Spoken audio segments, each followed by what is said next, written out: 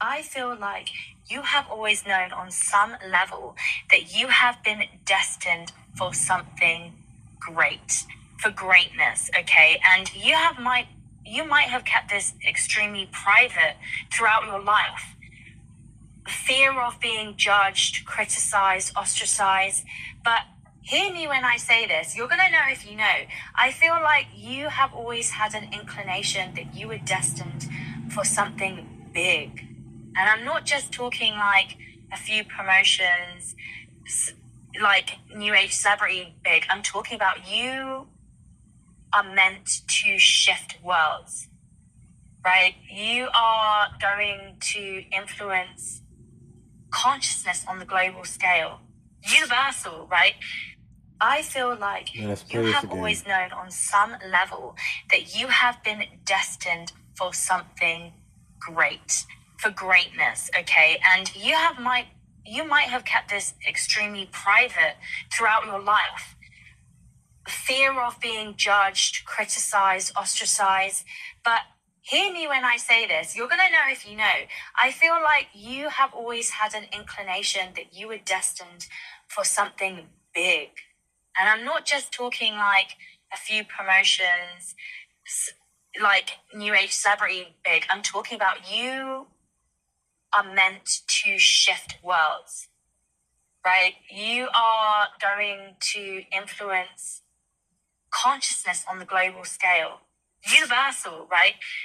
I feel like, baby, we're not signing another contract. Hear me out. So I made a video yesterday about collective awakening, and I want us to sit with it a little more because we are in the middle of some real shit, y'all. The kind of chaos that many of us have never seen before. And what's even more interesting is Black folks, as a collective, baby, we at peace right now. We're not confused. Everything around us says we should be confused. We should be disoriented. We should be disconnected. But we at peace. It's like being in a pool and you dive under the water. You can still hear the voices, right? The people laughing, talking happening. You know there's commotion on the other side of the pool, but it's not hitting you the same. It's muffled. You know the noise, the laughter, the people are there, but it doesn't matter because you're under it all. The veil is up, y'all. The gig is up. The contract, it's expired. And I need y'all to pull in for this one. Because if we're real honest, there was some destiny swapping happening for a long time. Our labor, our bodies, our emotional work, holding together a system that kept collapsing. But destiny swaps only happen when you agree. And this time, we refuse. And I don't want y'all to get distracted because there will always be outliers.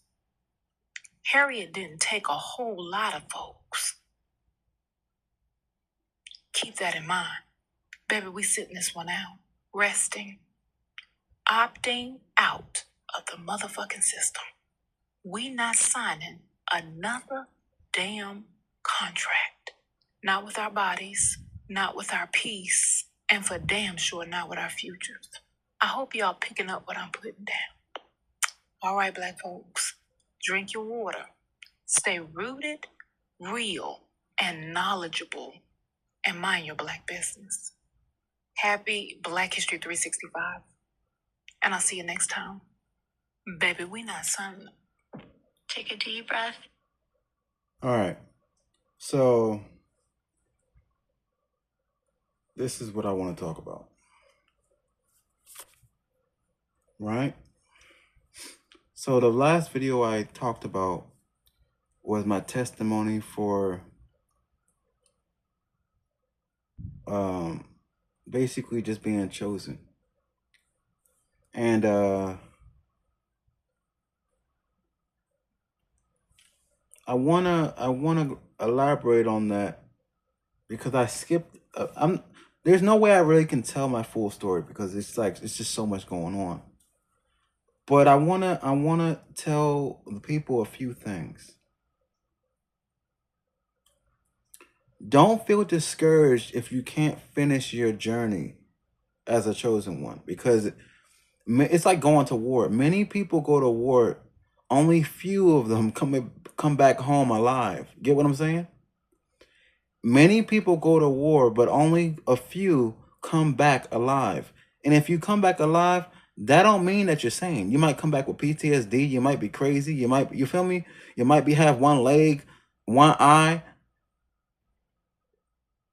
What I'm trying to say is that you're not gonna come back the same. Once you choose to fight in this spiritual war, it's like you're fated. There's no way out of it. Once you sign that contract to go in, that's it. Now, if you go AWOL, that's fine because God will just choose another. He'll swap you out for another one.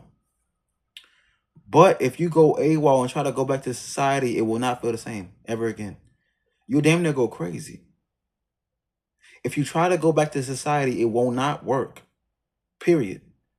So let me tell you, I'm telling you this mainly to those that are younger or those that are finally tapping into their gift.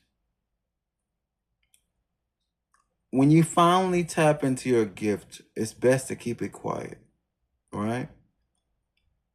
Because people won't like it when they find out that you're not only different, but you're utilizing your difference for greater things. If you're just different, you say, I'm weird, no one likes me, no one cares. If anything, they like it when you pout and think low of yourself. When you gain confidence in what you are and you say, okay, let me do some research on what this is. Let me figure out how to amplify myself based on what I already got going on. People will damn near want to kill you. They're going to hate you for it. And I don't want you to get emotional because it's not a physical thing. It's not family. It's not friends. It's not coworkers. It's not romance. It's not lovers. It's not none of that because it's the spirit within them. People, the system or the political spiritual system, because there's politics in the spirit as well. Once they know that you're fighting for the holy God, and this is not something that you can control. Usually this happens when you're already born. Like for my situation, I already knew I had warfare as a child. I knew it. I just didn't know what it was called. When I was younger, I one of my gifts is that I can be around people and I can amplify their life. If I'm around you and you got a business, your business will make big money that same day I get hired. But the flip side to it is that I can't feed off of that same energy. I can't give myself the energy that I give to people. The only way I can do that is I gotta really lock in and not talk to nobody, which is impossible because how would I get paid? How would I sustain myself? Typically chosen ones, if this was a utopian world, chosen ones would have a financier. Because chosen ones have a mission. We just don't have the finance to go through with the mission. Many chosen ones, just to keep it a buck with you, many chosen ones have gone crazy, psychosis, homeless, suicidal, um, uh, dark-hearted, all type of stuff. I can go down the list. I just don't want to get too depressing. If you're not for the fight, don't join. I wouldn't put chosen ones on anybody. I literally, when God gives me the time to speak the testimony, I will not. It's not like, when, Uncle Sam, I want you. I will not never say that to nobody. I'll warn you before I tell you to join. Chosen ones can be chosen the same way you go into the faith of God. I won't push it upon you. I'll tell you about it if you inquire, but I will not tell you to join with ill will. Like I won't go against your own desires and say, be chosen. No, because that's God's will. That's his connection with you. You gonna know that you chosen eventually. Sometime in your life, something's gonna kick. Boom. You'll know. So I wanna just let those that are listening know a piece of my story, because chosen ones, once they figure out what's really going on, they their whole personality changes. I used to be so joyful, so I'm still joyful, talkative, social. I'm literally the opposite in present day because of the darkness that have tried to kill me and chase me my whole life. Get what I'm saying? When I was a child, I wanted to be a cartoonist, right? Like Stan Lee.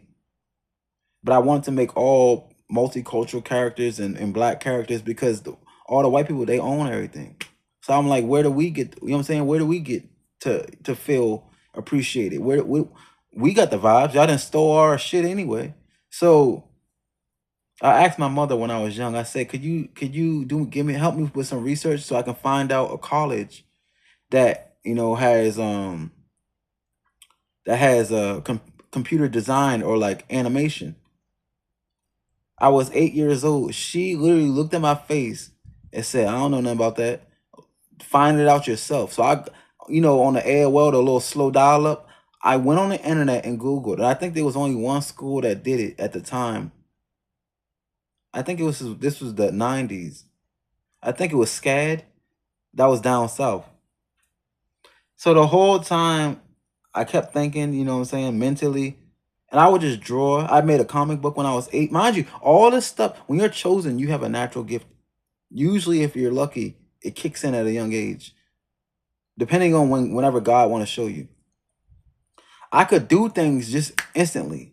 I had a natural gift. I could draw. I didn't even have to. I could look at it and make my own versions just off of one look. I won't say photogenic. No, no, no. What is that? Uh, Photographic memory. I don't have that. My brother had that. I could look at something and I could make it the thing, but put my own vibes on it and make it cooler. I don't know how to explain it. I could do it. I didn't know that when you do things like when you show out as a chosen one, people don't fuck with you. Like on God, people do not like you. They might like what you do. They might like the energy you give, but they do not like you. They might want to use you, but they don't like you. And then to add me being a Leo, that's why I don't tell people my signs like that. Once they hear the Leo, it's over. And I already don't got friends. Not to say that there's an issue because I'm an introvert and a loner. But just in case I'm grateful to God that I have my personality. I always tell myself, what if you weren't you? What if you didn't have the willpower? What if you didn't have the confidence? What if you didn't have the ingenuity, the independence? You'd be damn near a fucking crackhead. You'd be dead. And I always think about this. I said the day that God makes me gain the favor. If my mother asks me anything, I'm gonna look at her just like James Brown looked at his mother and be like, I don't know you. Oh God, I don't know you. Because now that I reflect back, it's bad. It's worse when you start reflecting back and you get older and you get more mature. Now that I reflect back on the past, I'm like, you want to kill me. You wanted to literally kill your own son. Like if I told y'all the stuff that I done went through growing up, I'm like, oh my God. Luckily, I was so naive to reality and I was so oblivious to what the fuck was really going on. I was like, oh, you really want me out? And I'm your own son. That's when I knew. I'm like, oh, they're demonic spirits. I didn't even know what that was back then. But I'm like, oh, something is in you and you don't have the will to fight it off. That shows you, because if I was crazy, right, and I had a child, when I tell you I will go on a sabbatical, I'll go to therapy, something. I'm not finna come back with that energy inside of me. But it shows it shows the type of darkness that Satan will plant inside of people. Because Satan only can get at you when he knows there's an entry point of weakness and darkness. He needs you to be sad, depressed, unhappy, insecure. Anything of low frequency, Satan can slide through that joint. He can slide in like a snake. And I didn't know how insecure my mother was until I grew up. Mind you, she's bad, attractive, model, like model look. She never aged. She never aged until I woke up because she was siphoning my energy. She never aged. She used to look young until she was like 55. Once I grew up and matured and I left the home, she got gray hair, she got fat. She ain't, well, she's not fat, but she got like chubby. My mother never gained weight. It was like she had a youth potion. I was the youth potion. I was the elixir. Once I woke up, she turned ugly. It was like a Disney movie in real life. And the saddest part was that everyone in my family knew what time it was. But they were too weak to speak on it. I'm your blood. And you gonna throw me under the bus? Well, it ain't even no throw me under the bus. I was already under the bus. That's how wicked my life was. I was already under the bus, about to get ran over.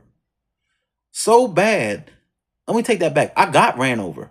But God, give him the glory, he resurrected me. It's like everything they would do, somehow I would bounce back. Logically, it makes no sense. But it happened. And the only one that really favored me was my father. But he was already going through warfare because my mother made him. She literally dogged his name out so bad that everyone in the family except me had a hatred for him, especially my sisters. They had a huge, because my mother put all that negativity in their brain and they couldn't fight it. Because a woman will listen to her mother. Whether you like her mother or not, a woman will listen to their mothers. Whether the mothers be capping or not. All my mother did was bad talk him. My father could have bad talked my mother. He never did. He would get angry, but he never bad talked her.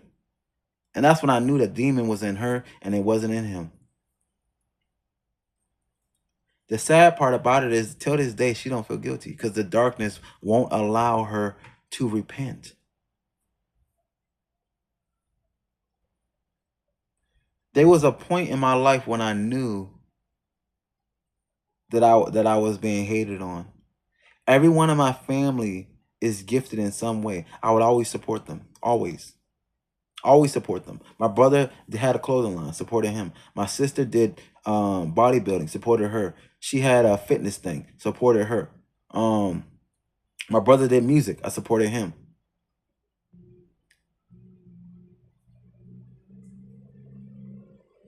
Go on, I can go on and go on, but I don't want to get too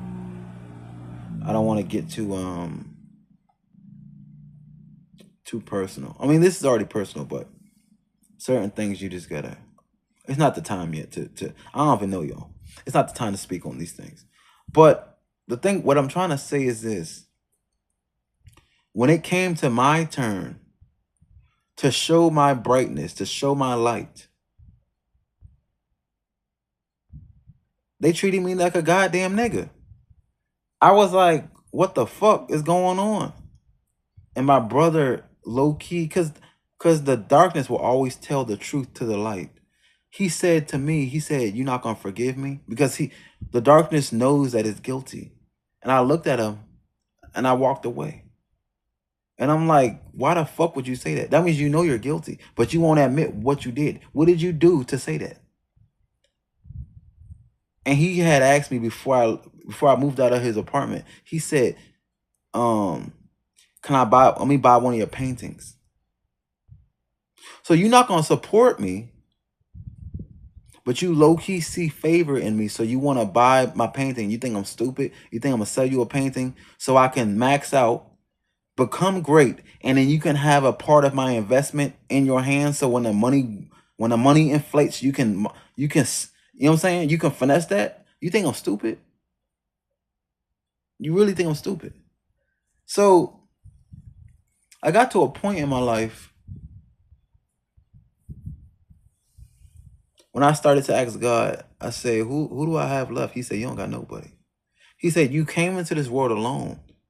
Even though you have a twin, you came into this world alone. You're gonna leave alone because I have a mission for you. And I called you 3 times. I called you when you was 7. I called you when you was I think I was 8, 17, 18, 19. I don't know. And then he called me at 26. And at 26 is when I affirmed that I was on mission, right? When I was 26, I affirmed I was on mission, and I said, God, I got you. I didn't even know what the mission was, but I agreed to it. I had a whole vision. And 10 years later, 36, I'm still out here, fighting the fight.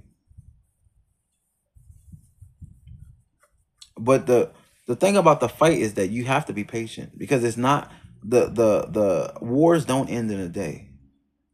One thing I understand about the fight was that God knows who he chooses when he chooses us.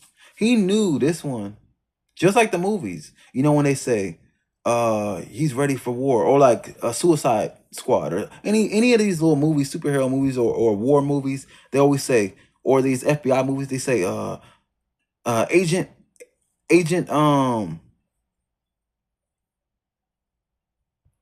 don't even know her name. Agent Agent Jackson.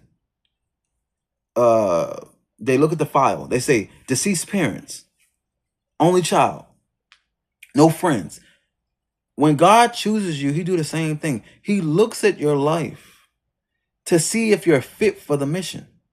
Because typically they choose people like in these movies and these war movies and these agent movies, they choose people that fit the description that can be trained. Like they need you not to have no family because people with family would want to go back home. People with family, they're not as dedicated and convicted to feed a mission. But if you don't got no family, if your people's is dead, if and they see, oh, high scores, he passed all the tests, he's just antisocial. She's just this, she's just that. They know who they're choosing. They didn't did all the research on you. The FBI pull up to you at school. Have you ever thought of joining the FBI? Have you ever thought of joining co-op mission 25? Like, you get what I'm saying? God do the same thing. And when he spoke to me, because he spoke to me around the time that Trayvon Martin passed away. And he was like, you got 2 options. You can stick with the Matrix or you can join me. And I was like, at this point, I was still working in the Matrix. I had 2 jobs. But something in my spirit was like, how much longer can you do this Matrix shit? And too many black people was dying, so I was getting angry. And typically, anger is what sparks change. Anger and irritation. So I said, I got you. Mind you, I didn't even know what I was getting into. But I'm very, when it comes to me being angry, I'm very impulsive. But I'm impulsive, but also thoughtful. Because I think about my actions, I just react much quicker. So I said, I got you. I said, I got you. He planned everything from that moment on. He planned everything. When I moved out, I moved in with my sisters. They took all my stuff. They said they put it in storage. I ain't see my shit ever again. When I tell you that people have a hatred and true, vile, like just behavior towards chosen ones, they hate the chosen ones more. The chosen ones is basically the same. All right, you know how Hollywood love to tell a Jew story. Or the Jews is this. Every movie got a Jew scene. Or Hitler this. Chosen ones is that basically. Like we get hit on. Like we done been through Like we didn't been through an enslavement. Like chosen ones is basically like an epidemic. Like they want to kill us off. And it's not the sad thing about it is not it's not it's like it's scattered. It's bit by bit, and it's like an individual basis. Not every family got a chosen one, but there's always gonna be one black sheep. Typically, every family is gonna have a black sheep, but black sheep don't mean chosen. Black sheep mean the possibility of chosen because you're isolated. Now, many people don't choose to be chose because they don't want the mission. To be chosen is basically like saying, "Do you want to work for a nonprofit?" And you say, "I might." And they say, "Well, it's a 10-year job, and you get paid nothing, and you have to sleep on the floor." That's basically what it's like to be chosen. Like there is no true benefit, but the only benefit there is praising your true God. That's why he says they're chosen, because once you get in deep with the once you get in deep with what it means to be chosen, you're doing this for a greater purpose. It don't got nothing to do with uh human nature. It don't got nothing to do with the human plight that we got going on. Is the only reason why chosen is sent back on earth to even do this bullshit. It's because humanity should have changed. We had God brought us back many times, but humanity never changed. We didn't been. This is not the first Matrix re-upload. He done uploaded humans back to back to back, and we keep doing the same bullshit. We keep fucking up. We don't. We are so incompetent. It's sad. So he sends the chosen ones and says, straighten them up real quick. And yeah, I might end it there because if I tell you the other stories, it's not gonna make me sad, but it's too many tangents, like too much shit didn't happen to me in my life to where I can't even give it to you in a chronological order because my life's too weird. You know, never having girlfriends, being single, and not to say that there's a problem because women typically will distract men. But when you do want a girlfriend, like in the 20s and stuff like that, in the teens, God would always tell me, well, not only God, having an African parent, you can't handle girlfriends. But when I got to my 20s, he would never let me commit. He would never let me commit. Not because men can't commit. He didn't want me to be bound to a storyline where I felt claustrophobic, where I couldn't do my will. Because one day he would say, my child, my son, I'm calling you for the mission. And then I would have a child. I would have a girlfriend, fiance, wife. He knew my trajectory as a man. He knew what type of man I am. Oh, you're the type of man that will get married.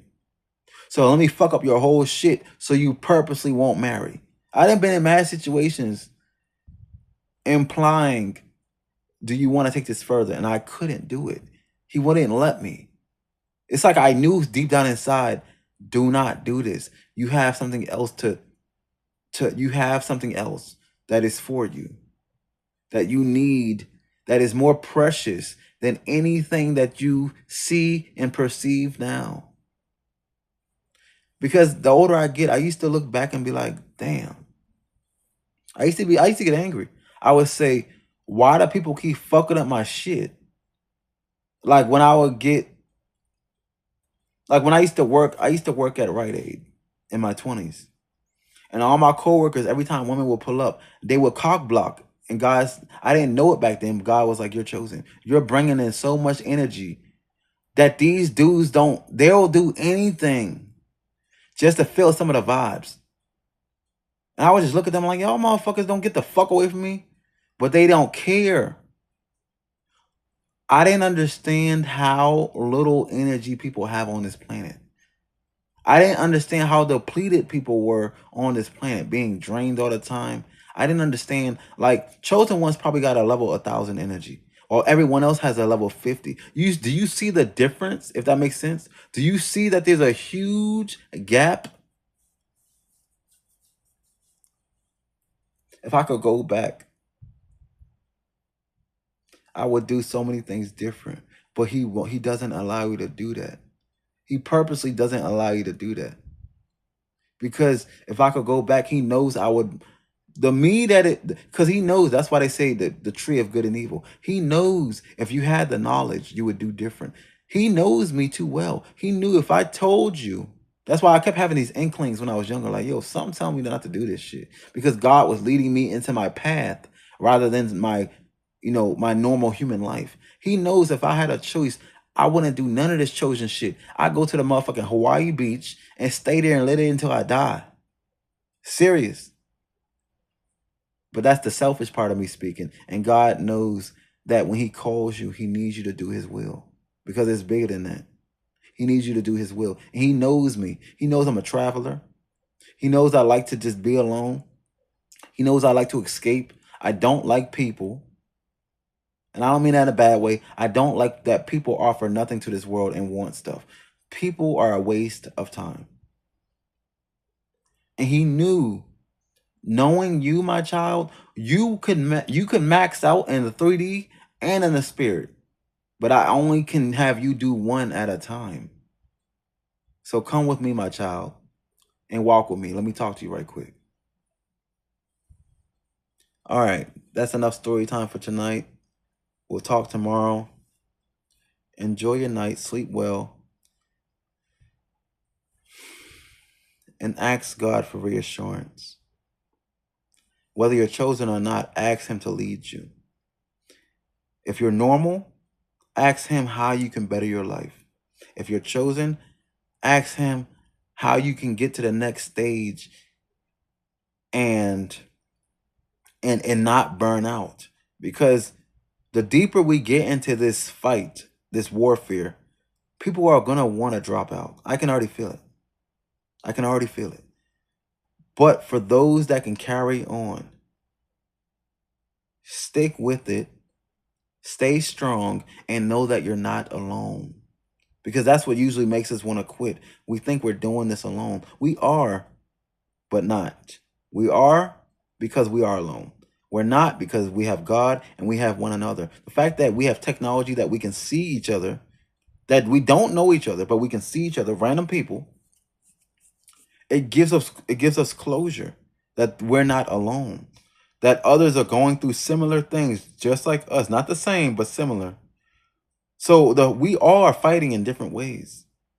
And one day we can rejoice and come together and fight it in a bigger way and build an army and not just do this warfare in a singular way.